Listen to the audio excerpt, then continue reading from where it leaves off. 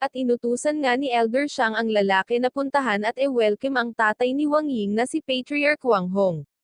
Napasabi naman si Elder Shang sa kanyang isip na si Patriarch Wang Hong daw ay kabilang sa four families. At ito raw ay bigla na lang dumalaw dito. Ngunit ganun pa man daw ang personal daw na pagbisita nito ay isang karangalan. Mamaya na lang daw niya iintindihin si Zhang Zuan. Tinanong naman ni Shang Bin si Elder Shang na hindi raw ba si Patriarch Wang Hong ay isa sa 10 potensyal na makasama sa Grandmaster's list. Bakit daw ba gustong bisitahin ng isang makapangyarihang tao si Elder Shang?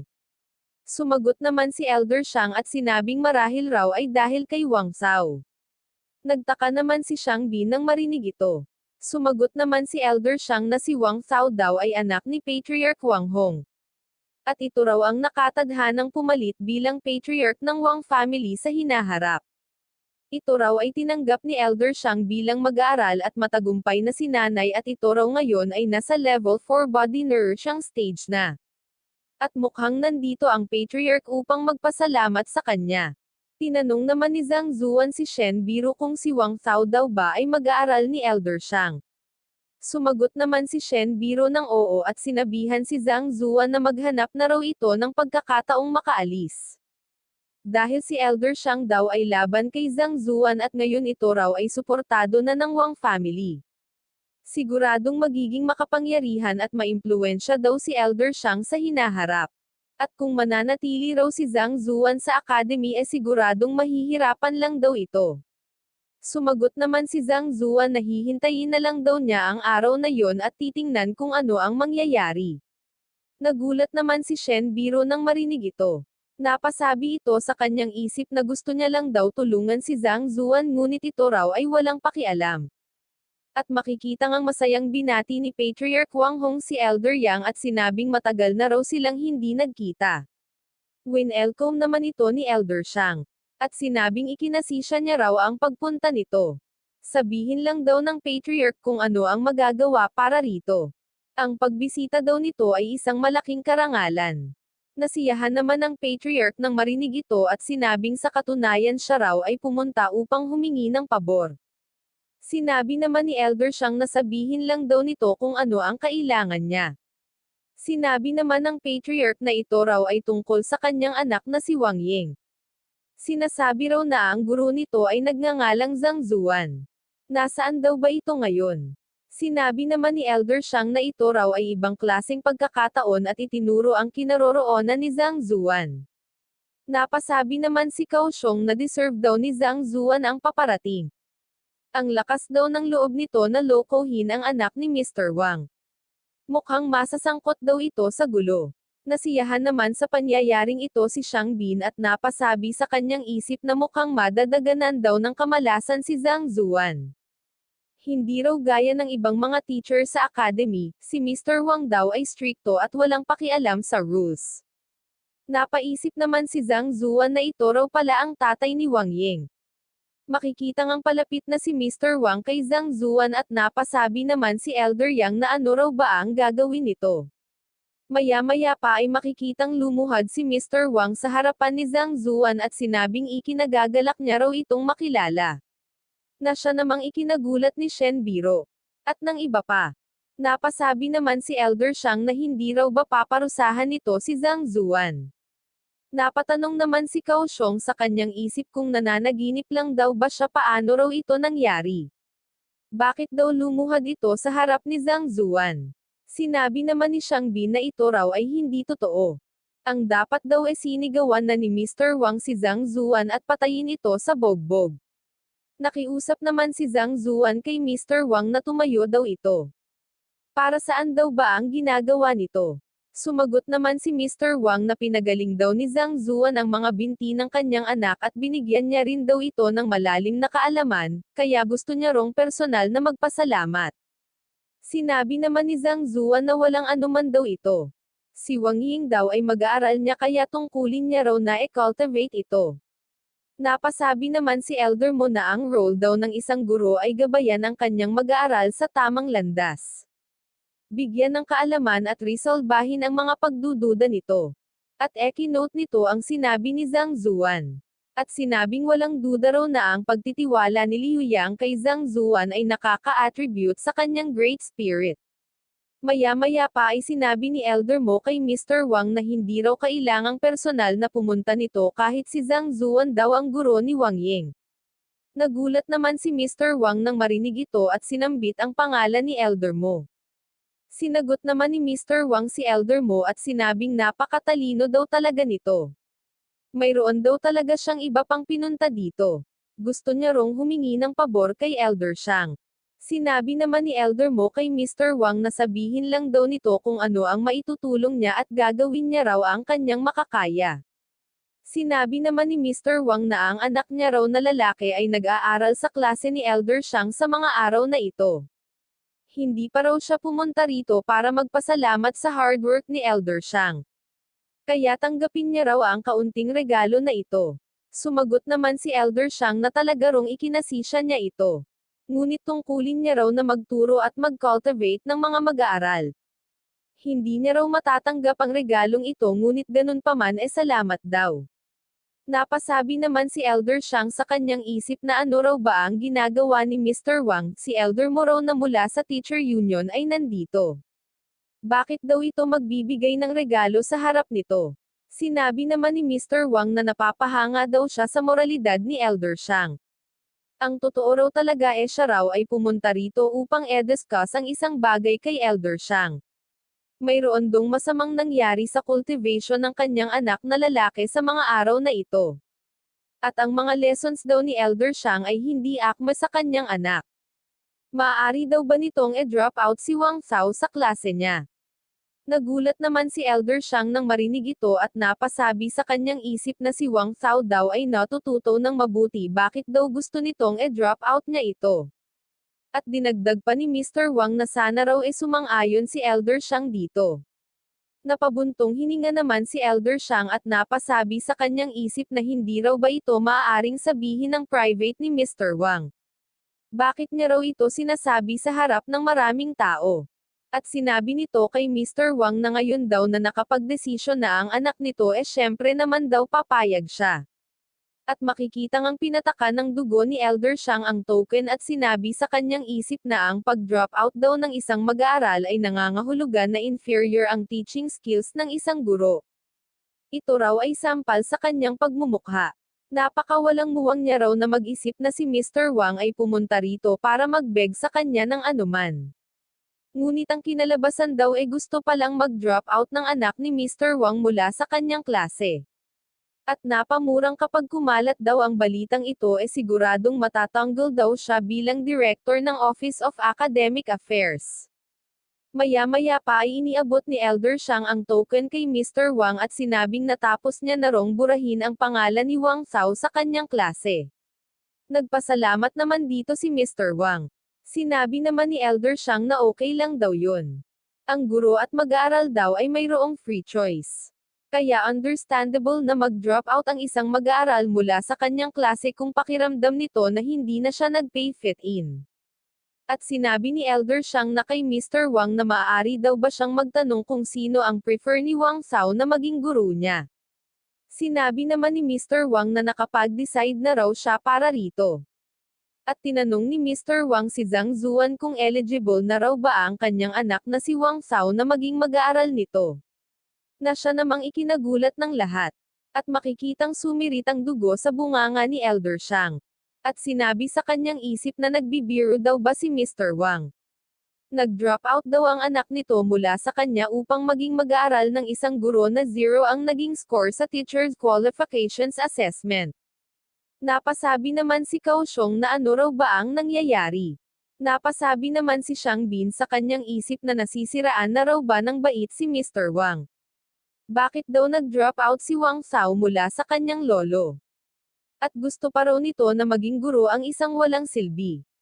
Maya-maya pa ay sinagot ni Zhang Zuan si Mr. Wang at sinabing si Wang Cao, patawad. Hindi niya raw ito tatanggapin. Hindi naman makapaniwala ang apat sa sagot ni Zhang Zuan at nagsipagtumbahan ang mga ito. Nanlaki ang bunganga at mata ni Liu Yang at Shen Biro nang marinig ito. At maging si Mr. Wang ay hindi rin makapaniwala. Napamura naman si Xiang Bin at sinabing personal daw na pumunta rito ang patriarch ng Wang family upang alokin si Zhang Zuan na maging guro ng henyong anak nito ngunit tinanggihan lang daw nito ni Zhang Zuan. Tinanong naman ni Shen Biro si Zhang Zuan kung seryoso daw ba ito. At napasambit naman si Liu Yang sa pangalan ni Zhang Zuan. Napaubo naman ng dugo si Elder Xiang at napahawak sa kanyang dibdib at napasabi sa kanyang isip na siya ay director ng Office of Academic Affairs. Nag-drop out daw ang anak ng patriarch mula sa kanya at gustong lumipat sa walang silbing guru ngunit ang kapal daw ng mukha nito na tanggihan ito. Hindi pa raw siya nakaranas na mapahiya ng ganito kahit kailan.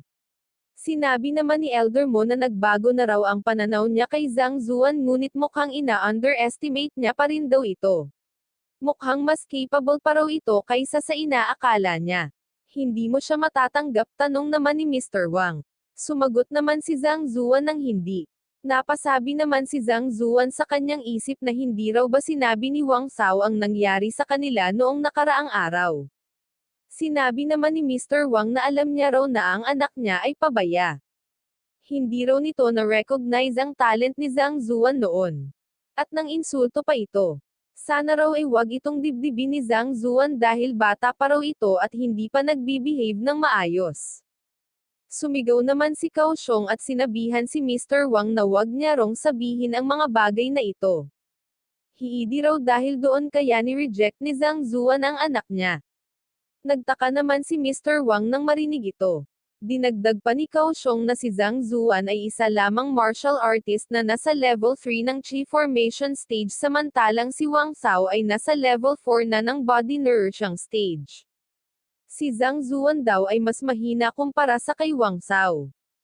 Paano raw ito matuturuan at ma-enlighten ni Zhang Zuan mas malakas pa raw ito sa kanya. Alam daw ito ni Zhang Zuan kaya ayaw niyang tanggapin si Wang Sao. Sinabi naman ni Xiang Bin na tama daw mas mahina daw si Zhang Zuan kumpara kay Wang Sao. Paano raw magiging teacher ni Wang Sao si Zhang Zuan, ito raw ay isang joke. Sinabi naman ni Elder Xiang na sana isipin daw ito ng mabuti ni Mr. Wang. Hindi na raw importante na nag-withdraw si Wang Sao sa kanyang klase.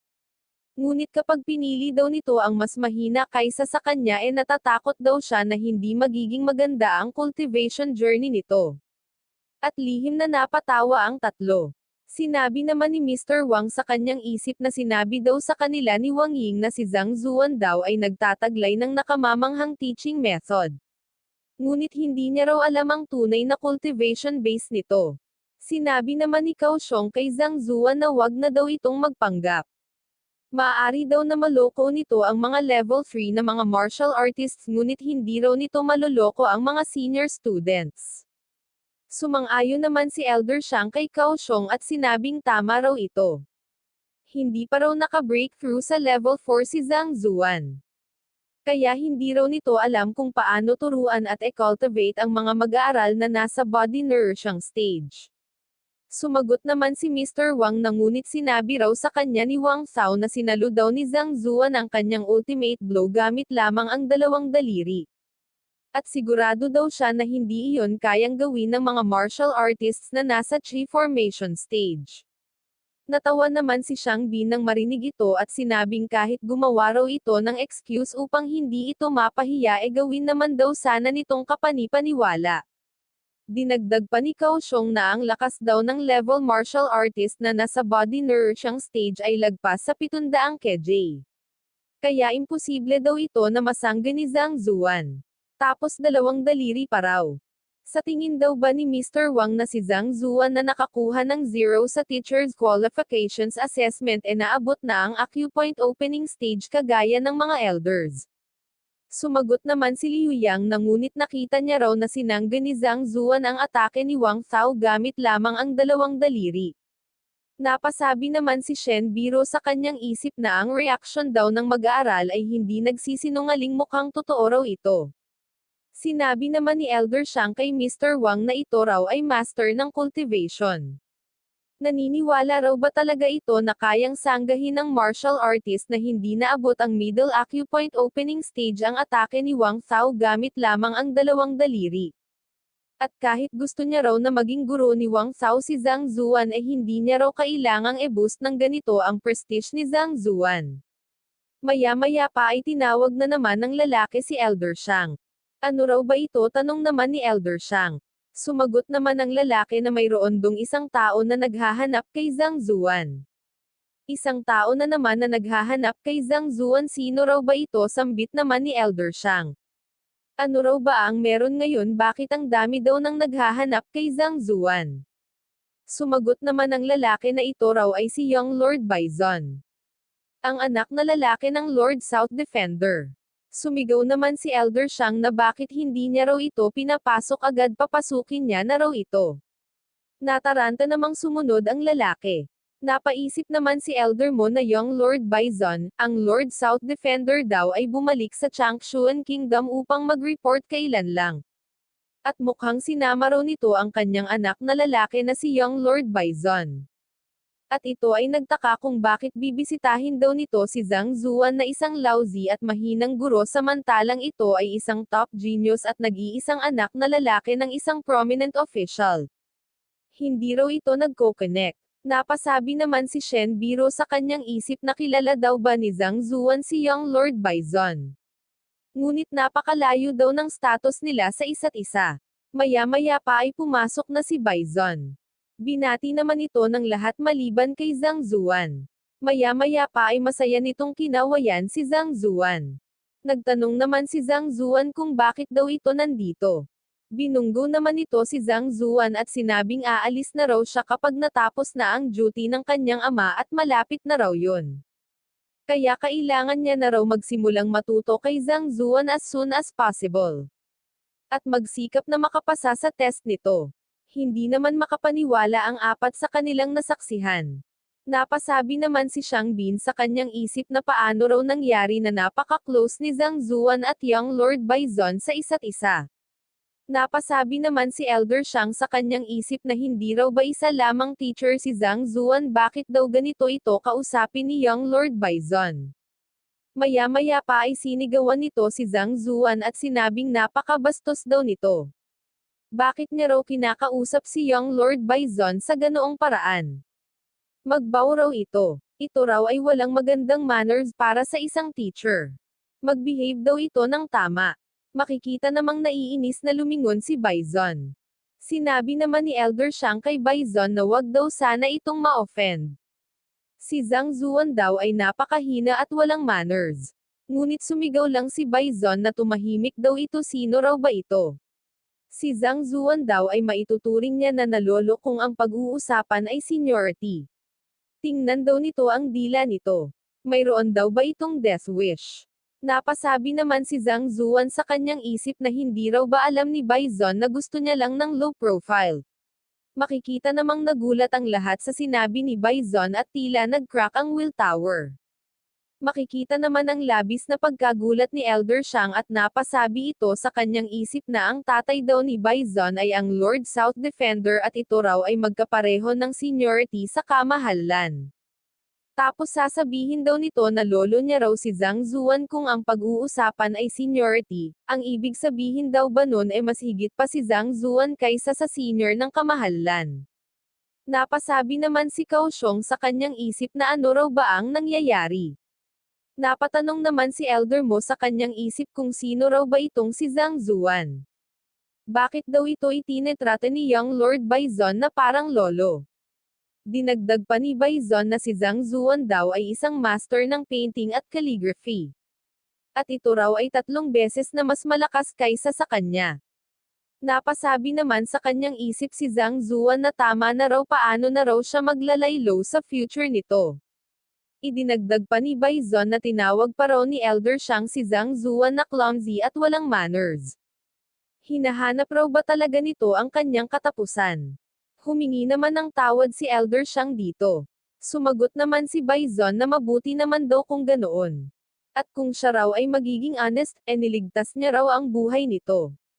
Dahil kung si Zhang Zuan daw ay kumilos at hindi na kontrol ang lakas niya malamang patay na raw ito ngayon. Hindi naman makapaniwala ang lahat sa kanilang narinig. Niligtas ang buhay ko, hindi makontrol ang kanyang kapangyarihan, sambit naman ni Elder Shang. Napasabi naman si Kaohsiung sa kanyang isip na ang ibig daw bang sabihin mas malakas si Zhang Zuan kaysa sa kay Elder Shang. Paano raw ba ito nangyari? Napasabi naman si Zhang Zuan sa kanyang isip na gusto niya lang daw itago ang kanyang lakas at gulatin ang mga ito ngunit ito raw ay ginulo ni Bison. Sinabi naman ni Mr. Wang kay Zhang Zuan na buo na raw ang isip niya tanggapin daw sana nito bilang mag-aaral si Wang Cao. Nagalit naman si Bison dito at sinabing sino raw ba ito bakit ginagawa nito ang gusto niyang gawin. Gusto raw ba nitong makipaglaban sa kanya settle daw nila ito ngayon. Ngunit tumanggi si Mr. Wang. Maya-maya pa ay nagsalita si Zhang Zuan at sinabing sige, makakaupo daw si Wang Cao sa klase niya bukas. At kung makaka-perform daw ito ng maayos tatanggapin niya raw ito. Nagpasalamat naman si Mr. Wang dito. Makakaupo sa klase, hindi naman makapaniwala si Elder Shang sa kanyang narinig at sumirit ang dugo nito sa kanyang bunganga. Sinabi naman ni Bison kay Zhang Zuan na mayroon daw ba itong gustong ipagawa sa kanya. Kung meron daw tutulong daw siya ngunit pagkatapos nun turuan niya raw ito ng painting at calligraphy. Sinabi naman ni Zhang Zuan na oo meron. At sinabi nito kay Elder Shang na tapos na raw ang Enlightenment Will Trial. Oras na raw upang tuparin ang napag-usapan hindi raw ba. At makikita ngang tumingin si Bison at Mr. Wang kay Elder Shang. Sinagot naman ni Kaohsiung si Zhang Zuan at sinabing wag daw itong ma-carried away. Siya raw ay natalo sa trial at mapapalo ng 100 na beses ng Immortal Slaying Rod ngunit si Zhang Zuan daw ay hindi qualified na disqualify siya. Hindi ako qualified, sambit ni Zhang Zuan. Siyempre hindi sambit naman ni Kaohsiung. Dinagdag pa nito na wala raw siyang nagawang mali sa pagtuturo. Wala pa rong mag-aaral na nahulog sa chi deviation sa ilalim ng gabay niya. At hindi man daw ganun kataas ang marka niya sa Teacher's Qualifications Assessment siya raw ay pumasa. At kahit ang Teachers Union ay walang kakayahan na disqualify siya ng dahil lang sa isang bet. Sino raw ba si Zhang Zuan para disqualify siya? Tinanong naman ni Zhang Zuan si Elder Mo kung totoo raw ba ang sinasabi ni Kaohsiung. Sumagot naman si Elder Mo na oo totoo daw yun. Ang Teacher's Qualifications daw ay aprobado ng Teachers Union at kung walang maling gawain walang sino man ang makakatanggal sa qualifications ng isang guro. Sumagot naman si Zhang Zuan ng ganoon ba ngunit bakit hindi raw ito sinabi ni Zhang Zuan noong nagbet sila. Sumagot naman si Elder Mo na hindi niya raw kasi inaasahang mananalo si Zhang Zuan. Ang tanging paraan lang daw ni Zhang Zuan para tuparin ni Kaohsiung ang napagkasunduan Sumabat naman si Zhang Zuan na ano daw yun. Sinabi naman ni Elder Mo na kailangan daw ng isang noted teacher at apprentice upang kumpirmahin ng personal na si Kaohsiung ay hindi qualified na maging guro. At ito ay i-report sa Teachers Union. Noted teacher, noted apprentice, tanong naman ni Zhang Zuan. Napasabi naman si Zhang Zuan sa kanyang isip na ang mga ito raw ay big fish sa larangan ng pagtuturo. Wala raw siyang kakilalang mga ganitong tao at kung mayroon man daw ano raw ba ang pakialam ng mga ito sa isang bet. Maya-maya pa ay kumatok na naman ang lalaki at sinabi kay Elder Mo na ang babaeng nagngangalan daw na Huang Yu ay hinahanap si Zhang Zuan. Napasabi naman si Bison na nandito rin daw pala si Huang Yu. Nagtaka naman si Zhang Zuan kung ano ang ginagawa ni Huang Yu dito. Sinabi naman ni Elder Mo na papasukin daw ito. At ito ay pinapasok ng lalaki. Nagpasalamat naman si Huang Yu dito. Maya-maya pa ay nagbatian ang dalawa. At ilang sandali pa ay magalang na binati ni Huang Yu si Zhang Zuan. Napasabi naman si Elder Shang na ito raw ba ang anak ng President ng Teachers Union na si Elder Huang. Ito raw ba ang genius na batang babae na naging tutor sa murang edad? Sinabi naman ni Bison na si Huang Yu daw ay isa sa mga noted teacher apprentices na binanggit ni Elder Mo ngayon lang. Maluha-luha namang sinabi ni Elder Shang sa kanyang isip na si Zhang Zuan daw ay ipinadala ni Satan para sa kanya. Sinabi niya raw na hindi kayang magturo at mag-enlighten ang mag-aaral ni Zhang Zuan ngunit dumating daw si Mr. Wang upang drop out ang anak niya at ilipat kay Zhang Zuan. Sinabi niya rin daw na si Zhang Zuan ay mahina ngunit dumating naman si Baizon at sinabing ito ay higit na mas malakas kaysa sa kanya. Sinabi din daw ni Elder Mo na tanging noted teacher at apprentice lang daw ang may kayang ma-disqualify si Kaohsiung bilang guro ngunit dumating daw ang isang tutor upang bisitahin si Zhang Zuan. Paano niya raw ba ito lalabanan? Napasabi naman si Kaohsiung sa kanyang isip na hindi ba't si Zhang Zuan ay walang silbi. Ano raw ba ang gagawin niya ngayon? Napasabi naman si Xiang Bin sa kanyang isip na bakit ang dami rong nakakakilala kay Zhang Zuan na inirerespeto siya ng lubos. Sinabi naman ni Zhang Zuan kay Huang Yun na ito pala ay isang tutor. Sumagot naman ito na siya raw ay maswerte lang dahil siya raw ang napiling tulungan ni Mr. Liu. Napasabi naman si Zhang Zuan na mabuti naman at ito raw ay isang tutor.